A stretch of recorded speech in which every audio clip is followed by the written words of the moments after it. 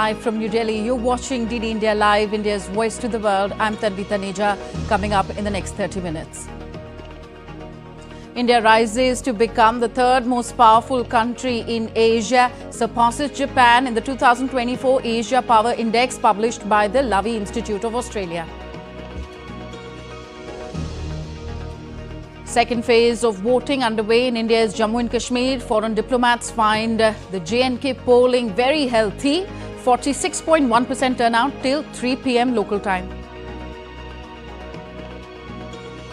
Hezbollah claims attempted ballistic missile attack on Mossad headquarters near Tel Aviv. And China test fires an intercontinental ballistic missile into the Pacific Ocean. Kremlin says Chinese missile test is Beijing's sovereign right.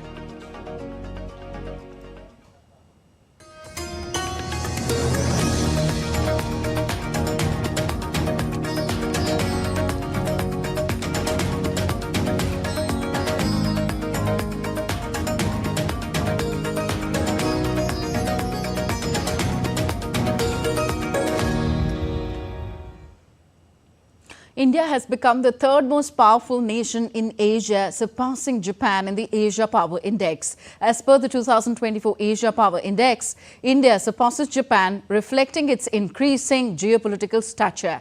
Under Prime Minister Narendra Modi's leadership, India has gained global recognition. The country's dynamic growth, youthful population and an expanding economy have all contributed to the nation's rise. India's participation in dialogues, economic outreaches and its role in multilateral diplomacy and security cooperation add to its steady rise. India's substantial resource base and a strong GDP growth continue to drive economic growth, making India a key player in the Indo-Pacific Ocean. Driven by strong GDP growth and positive investor sentiment, India is poised to remain among the world's fastest growing economies until 2030. Goldman Sachs has said that the country's earnings have started to stabilize over the past few years with mid-teen profit growth momentum that might sustain until 2030. It said that India's profit pool is likely to shift towards investment cyclicals, which include autos, real estate and chemicals, along with industries which could see the largest rise in profit share. Also, according to the global brokerage firm, Nifty's total earnings growth and market cap have both achieved an 18% compound annual growth rate over the past 5 years. Moody's Analytics and S&P Global have backed the claim, saying that India's economy is projected to grow faster and will remain above 6.8% for the fiscal year 2024-25.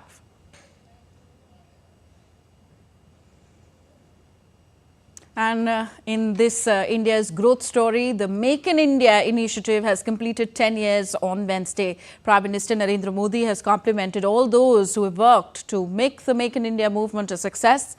In a blog, Prime Minister Modi said that this initiative was to increase India's strides in manufacturing and ensure that the nation grow as an exporter as well.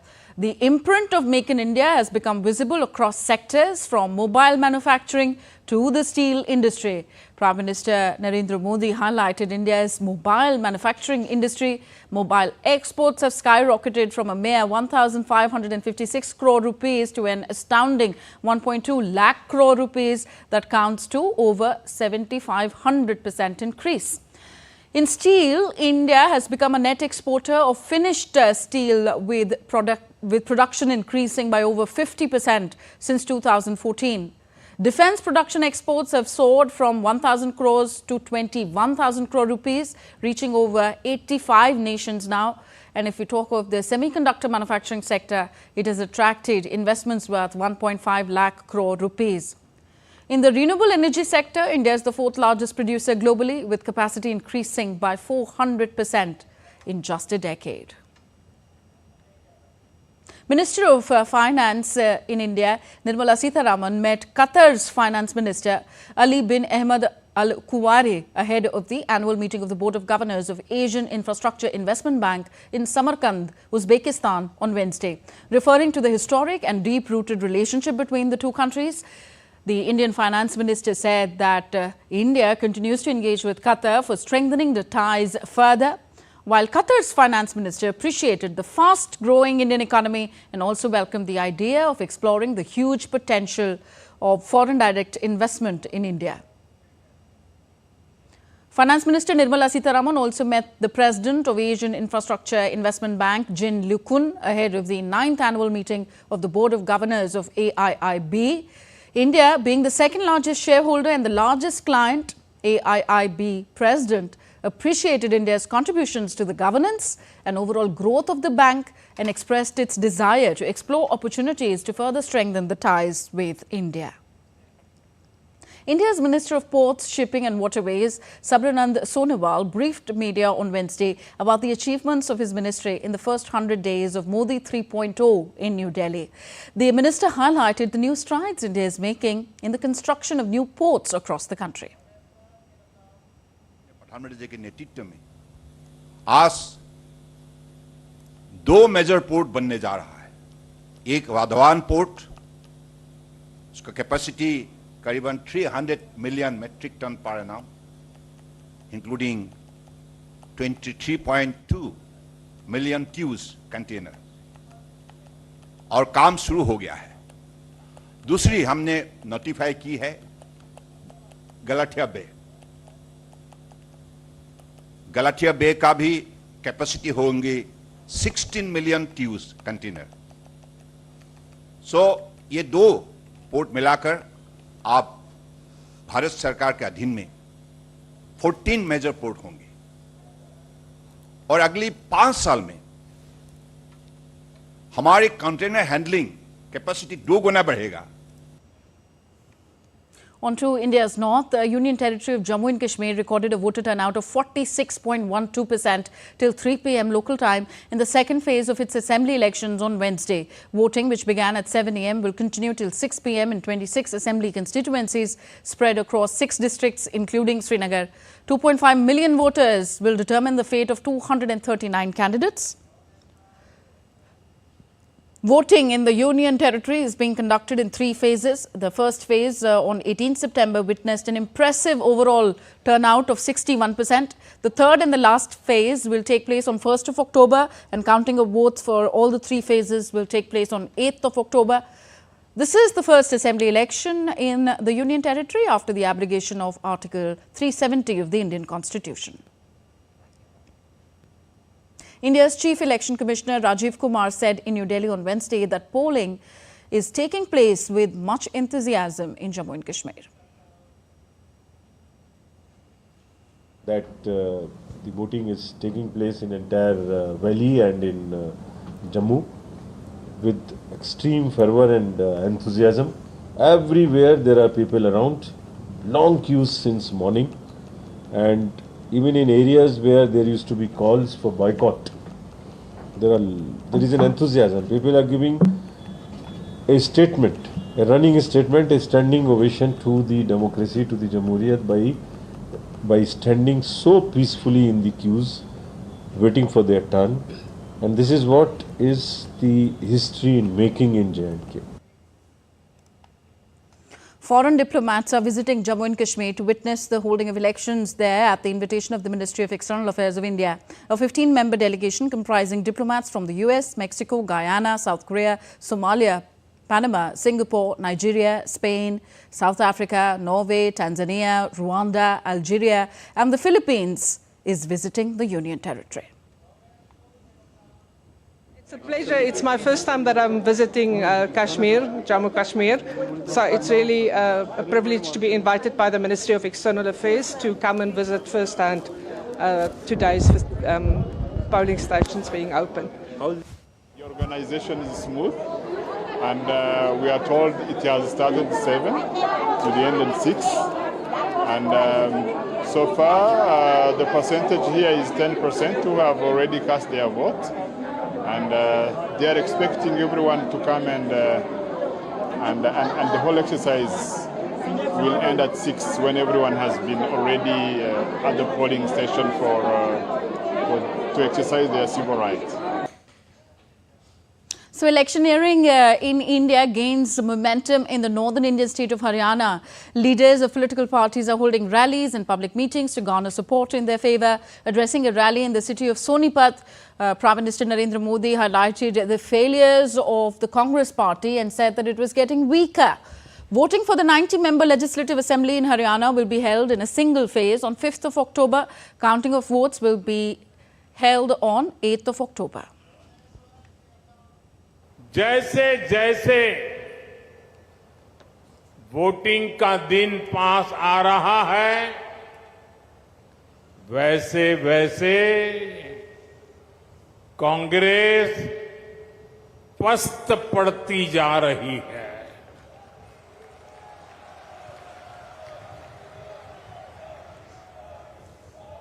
Haryana में भाजपा के लिए समर्थन बढ़ता ही जा रहा है। मैं बड़े गर्व के साथ कहता हूं, मैं जो कुछ भी हूं उसमें हरियाणा का भी बहुत बड़ा योगदान है।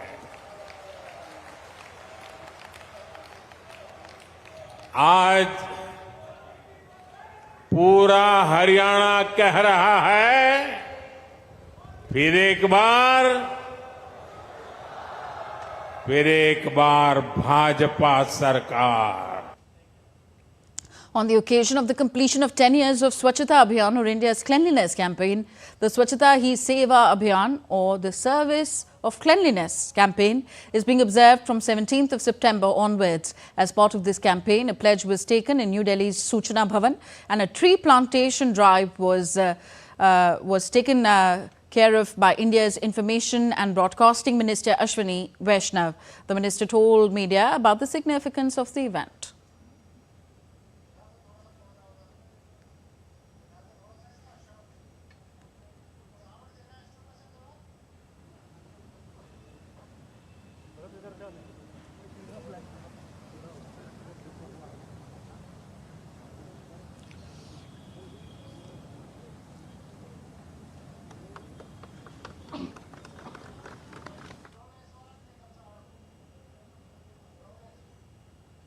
इस दिन लाल किले की प्राचीर से पूरे भारतवर्ष को, हम सभी भारतवासियों को एक प्रेरणा दी कि हम सब अपने परिवेश को, हम अपने आसपास के एरिया को, अपने कार्यस्थल को सब स्वच्छ रखें। इसी कड़ी में मिनिस्ट्री ऑफ इंफॉर्मेशन ब्रॉडकास्टिंग के सूचना भवन में हम सभी ने स्वच्छता की प्लेज ली और साथ ही एक बहुत ही बड़ा इमोशनल काम किया, जो कि एक पेड़ माँ के नाम, ये एक ऐसा जन भागीदारी का काम है जिसमें पूरे देश में करोड़ों की संख्या में पेड़ लगे हैं और पूरे भारत के हमारे पर्यावरण को बचाने के लिए बहुत बड़ा ये अभियान है।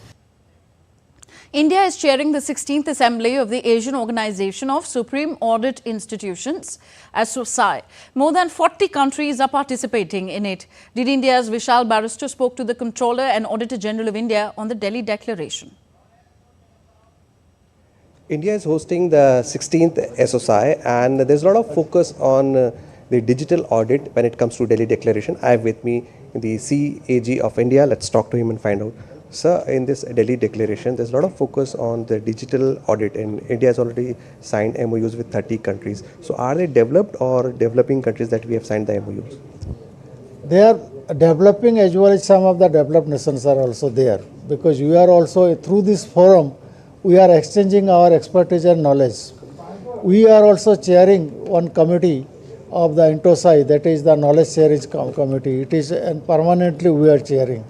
So whatever the best practices and standards which is being developed across the countries, we are collecting, and these guides through the subcommittees are being prepared, and we, after validation, we are sharing among the nations. So there's a lot of focus on climate change also. Wherever the government initiatives are there, they are subject to audit. Particularly, like as I said, that for the solar energy or the coastal management or the environmental management, so for the water bodies or whether natural resources, these are across the spectrum. Various kind of activities of the government and the schemes are involved in this kind of climate related things. So when we do the audit, that contributes and complements that kind of activities. So one last question, talking of about the Bangkok declaration, how is the Delhi government going to take a step forward? Definitely, they had also talked about the new normal. So what are the new normal? It is on the SDGs in the climate and the digital technology only. They are also hinting at that, so that the new normal, what is happening post-pandemic particularly, what are the issues, global challenges are there, on that we will be working. So we are building upon that. So there you heard the CNG, and he has made it very clear that India is fully responsible and also is performing its role as far as leading the global south is concerned. With cameraman Lalit in Delhi, this is Vishal Baristo for DD India. Still to come on this edition of DD India Live. Kremlin upbeat as Russia reports more gains in East Ukraine. And Organization for Economic Cooperation and Development, OECD, sees global growth stabilizing at 3.2% this year.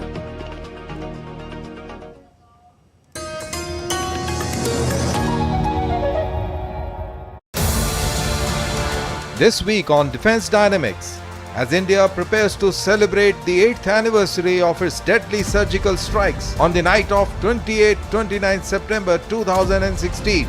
The surgical strikes were carried out in retaliation to Pakistan's terror attack on Uri garrison that killed over 19 Indian soldiers. One of the most daring operations carried out by India's special forces with long-term strategic implications. To understand all that and much more, do tune in to Defense Dynamics on Wednesday at 8:30 p.m. only on DD India.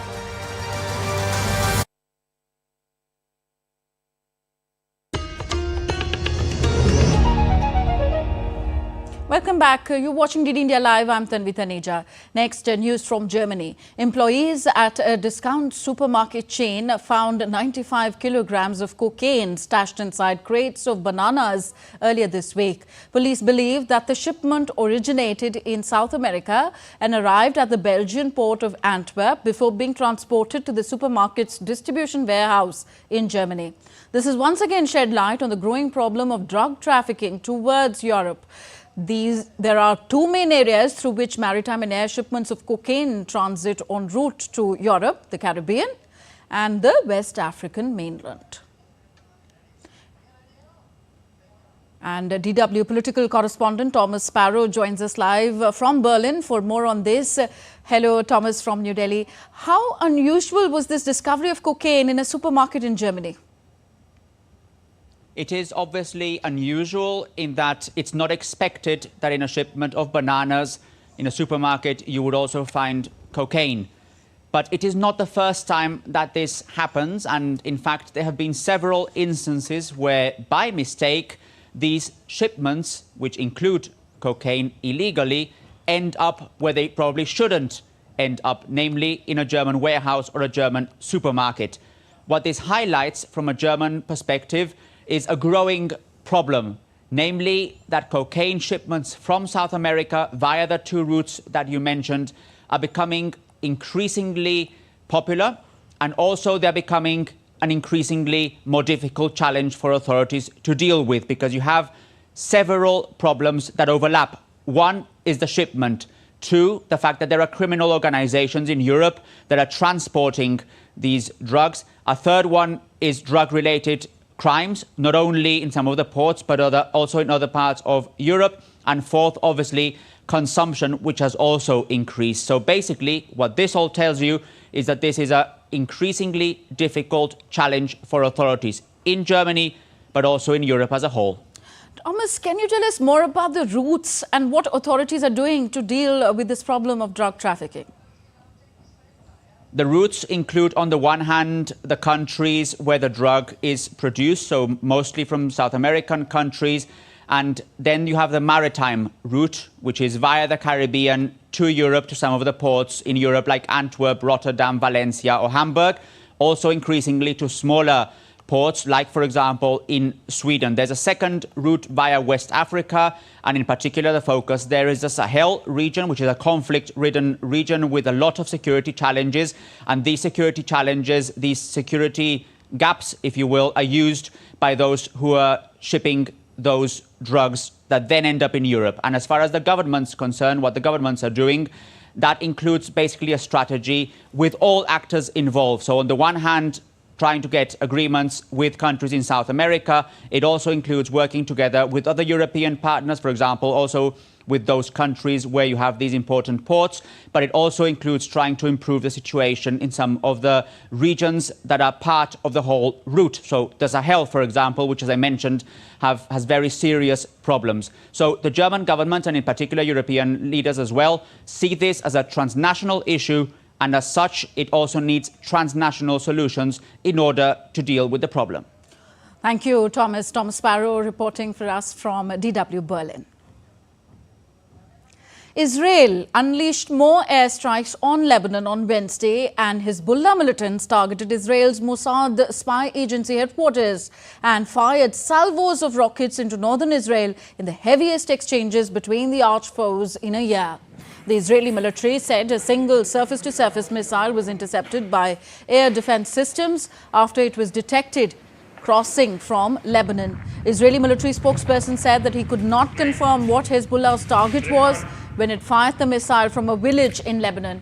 Israeli fighter jets have been attacking dozens of Hezbollah ammunition depots in southern Lebanon. Also in the southern Lebanese area of Tevnin, the Air Force destroyed a rocket launcher that fired a missile at the area of Wadi Ara of northern Israel Wednesday morning.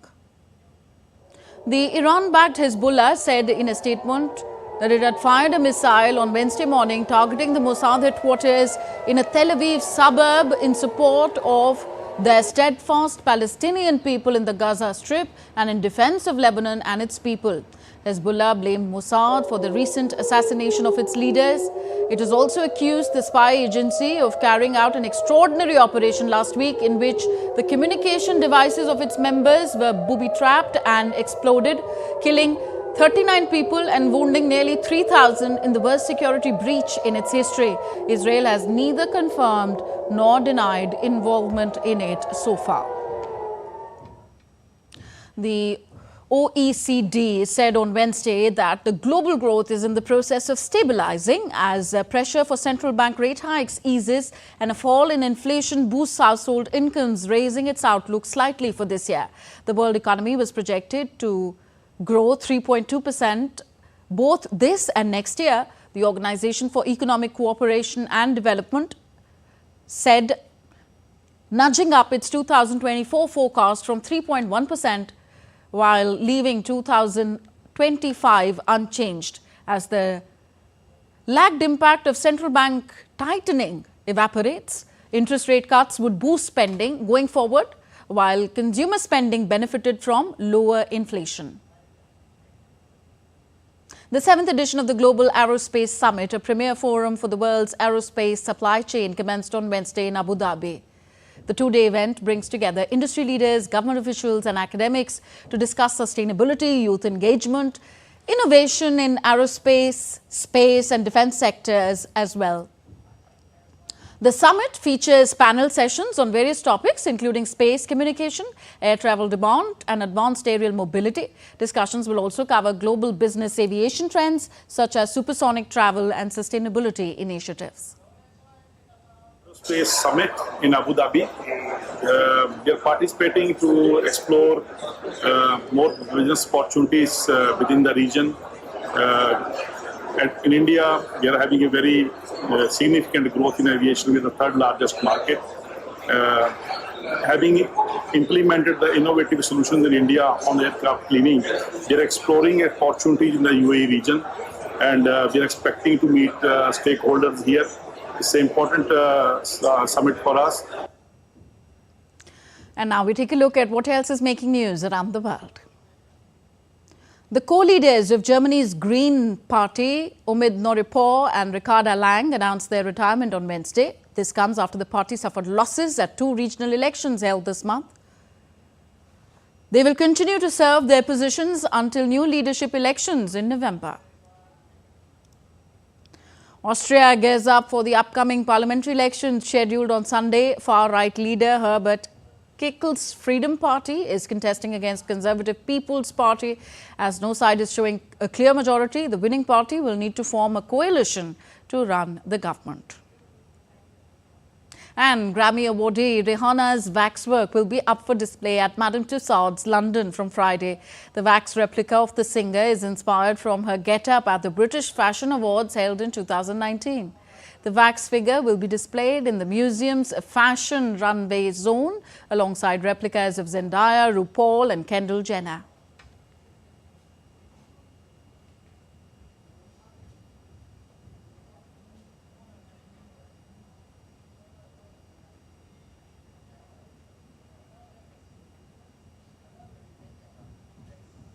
So that's all for this edition of DD India Live. Do let us know your thoughts on the news of the day. Connect with us on our different social media handles at DD India Live. And for those on the go, you can catch all the latest news and updates from India and the world on our DD India mobile app. We'll be back with more news as it breaks here on DD India. I'm Tanvi Taneja from my entire team here in New Delhi. Thank you for watching. Namaskar.